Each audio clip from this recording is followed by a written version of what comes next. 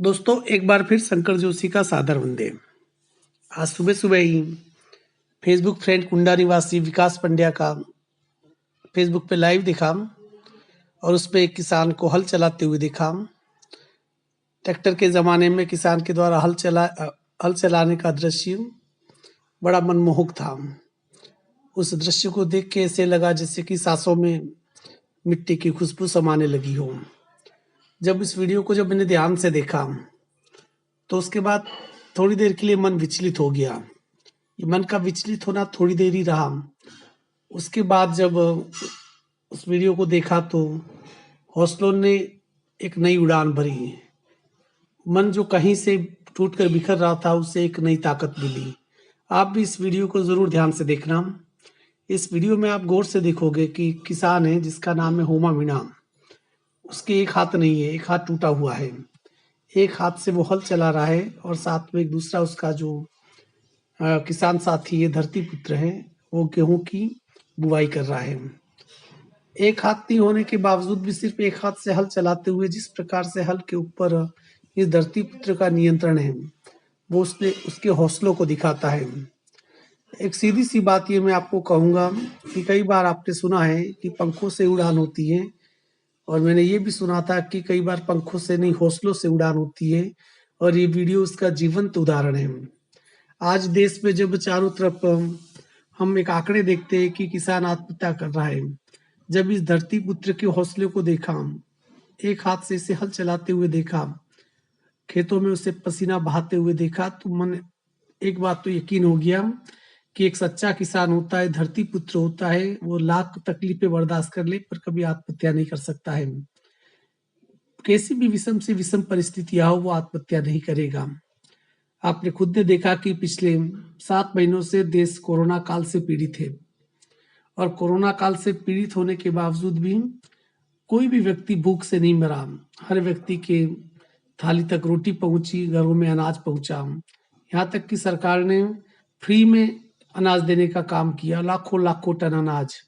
आप सोचिए कि जिस समय कोरोना के समय में हम लोग अपने अपने घरों में बैठे हुए थे, हम कोरोना के डर से अपने घरों में दुबके हुए थे, हम हर प्रकार की सैनिटाइजर की व्यवस्था कर रहे थे, मास्क की व्यवस्था कर रहे थे, पर एक तरफ एक दुनिया ऐसी भी थी धरती पुत्रों की, जो इस गर्मी में, कड़ाके की सर्दी में अपने बदन को गलाते हुए, अपने शरीर को जलाते हुए खेतों में व्यस्त थी, क्योंकि उन्हें पता था कि वो यदि आराम कर गए, यदि वो कोरोना से डर गए और उन्होंने अपना कर्म छोड़ दिया, तो शायद लोगों के थाली तो होगी, लोगों के पास थाली तो होगी, पर उस थाली में रोटी नहीं होगी, उस थाली में सब्जी नहीं होगी।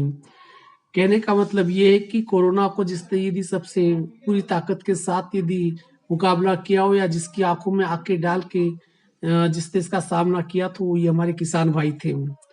परंतु मुझे सबसे अफसोसजनक बात यह है कि आजादी के बाद से सब कुछ बदल गया, समय बदलता गया, कैलेंडर के पन्ने पलटते गए, लोगों की जिंदगियां बदलती गई, परंतु एक वर्ग ऐसा था, धरती पुत्रों का वर्ग ऐसा था, जिनकी जिंदगी में कोई बदलाव नहीं आया। समय भागता रहा पर उनकी जिंदगी में एक ठहराव आ गया। वो जहां पर थे वहीं रह गए। लंबा सफर, 73 सालों का सफर उन्होंने भी तय किया, परंतु वो पहुंचे कहीं नहीं। उनके हालात आजादी के पहले थे, ठीक इसी प्रकार उनके हालात आज भी वैसे हैं। यदि देखा जाए तो धरती पुत्रों का सम्मान करना हमारा सबसे बड़ा मकसद होना चाहिए, क्योंकि थाली में जो रोटी पहुंचती है वो किन किन हालातों से गुजर कर जो अन्न पैदा होता है, उसके बाद हमारी थाली तक रोटी पहुंचती है, क्योंकि उस अन्न के अंदर हर धरती पुत्र का पसीना होता है। और मैं जो किसान है, जो अपने एक हाथों से हल चला रहे, जो हुमाजी मीणा, इस धरती पुत्र का कोटि से मैं वंदन करता हूँ। इनका जो कर्म है, उन्होंने अपना कर्म करना नहीं छोड़ा, अर्थात कि हालात कैसे भी हो, शरीर साथ नहीं भी दे, शरीर आधा अधूरा है, परंतु हौसला इनका पूरा है। और इनके इस हौसले को देखकर कहीं न कहीं मन जो फ्रस्ट्रेशन से भरा हुआ था, पिछले 7-8 महीनों से एक प्रकार से जो खाली बैठे हुए थे, मन में जब ऐसे बुरे बुरे जब विचार आ रहे थे, पर जब इन्हें देखा, इनका ये कुछ क्षणों का जब वीडियो देखा, तो इन वीडियो को देखकर मन एक नई उम्मीदों से जग गया, मन और मजबूत हो गया। अर्थात कि समस्याएं कैसी भी हो, पर उससे लड़ने का, लड़कर जीतने का मादा होना चाहिए। हमारी नीयत होनी चाहिए, क्योंकि जीतता वही है जो लड़ता है, जो कभी लड़ा ही नहीं, वो क्या जीतेगा? पहुँचता वही है जो अपने घर से बाहर कदम बढ़ाता है। जिन्होंने कभी कदम बढ़ाए नहीं, वो कभी आगे पहुँचे नहीं। तो ये होमा जी का ये कर्म उनका देखकर और इस किसान का ये कर्म देखकर सैकड़ों-सैकड़ों किसानों की छवियाँ दिमाग के सामने आ जाती हैं कि हर किसी के हित में कहीं न कहीं इस मिट्टी के बीच अपने पसीना बहाते हुए, अपने खून को जलाते हुए, कई लोग ऐसे हैं, लाखों लोग ऐसे हैं, जो अपनी पूरी कर्मठता के साथ अपने कर्मों में लगे हुए हैं। और सबसे बड़ी बात है कि उस कर्मों के बदले में उन्हें मिलता क्या है? जब इतनी मेहनत करने के बाद, इतनी कठोर मेहनत करने के बाद, जब वो अपनी उपज को जब बेचते जाता है, तो जो दलाल होते हैं, वो औने-पौने दामों में ले लेते हैं। उन्होंने जितनी मेहनत की होती है, उसके बदले में भी उनका मूल्य उन्हें नहीं मिल पाता है। या तो व्यवस्था दोषी है या इसके लिए कहें कि हम भी दोषी हैं, क्योंकि हम इस सिस्टम को बदल नहीं पाए। इसलिए इस वीडियो को आप अंत तक देखिए। आप होमा जी के इस कर्म को देखिए, जहाँ दूर-दूर तक फैले हुए इन खेतों को देखिए, खेतों की मिट्टी से उड़ती हुई महक को अपनी साँसों में महसूस कीजिए। दिल से यदि इस वीडियो को देखोगे तो इसमें आपको काफ़ी कुछ आपको नज़र आ जाएगा। देखिए, जो धरती पुत्र पसीना बहा रहा है, उसके चेहरे की प्रसन्नता देखिए। ऐसे लगता है कि जैसे कबीरदास जी का जो फक्कड़पन है उसके चेहरे पर है।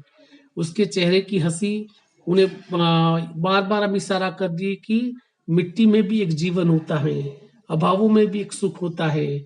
अर्थात कि जो व्यक्ति अपने जितनी पूरे मन के साथ जो काम करेगा, उसे जो प्रसन्नता मिलती है, वो किसी भी चीज़ से प्रसन्नता नहीं मिल सकती है। उमा जी, धरती पुत्र आपका एक बार फिर धन्यवाद। एक बार फिर नई ऊर्जा से भरने के लिए।